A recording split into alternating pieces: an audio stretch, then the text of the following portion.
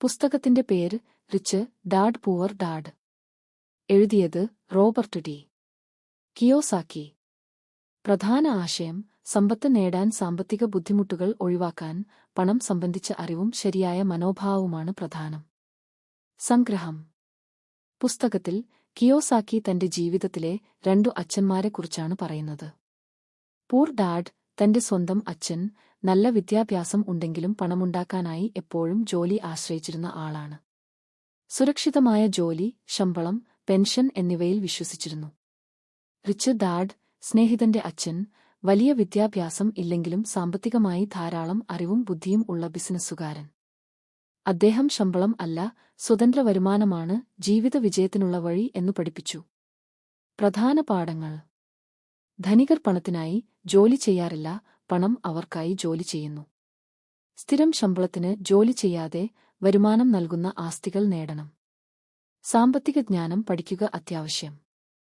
ആസ്തിയും ബാധ്യതയും നദാപയ തഥ ടൗമാവധവയവന്ധ തിരിച്ചറിയുക. ആസ്തി നദാപയെ വരുമാനം നൽകുന്ന ഒന്നാണ്, റെന്റിൽ നൽകിയ വീടുകൾ, നിക്ഷേപങ്ങൾ. ബാധ്യത തവമാവടവജം ചെലവ് കൂട്ടുന്ന ഒന്നാണ്, ലോൺ എടുത്ത കാറുകൾ, വലിയ വീടുകൾ. താങ്കളുടെ സ്വന്തം ബിസിനസ് ആരംഭിക്കുക. സ്വയം വരുമാന ഉറവിടങ്ങൾ സൃഷ്ടിക്കുക. മറ്റുള്ളവർക്കായി മാത്രം ജോലി ചെയ്യരുത്. നികുതി നിയമങ്ങൾ അറിയുക. കോർപ്പറേഷനുകൾ ഉപയോഗിച്ച് പണമുറപ്പിക്കുകയും നികുതിയിൽ ലാഭം നേടുകയും ചെയ്യാം. നിക്ഷേപവും ബിസിനസ്സും മുഖ്യമാണ്.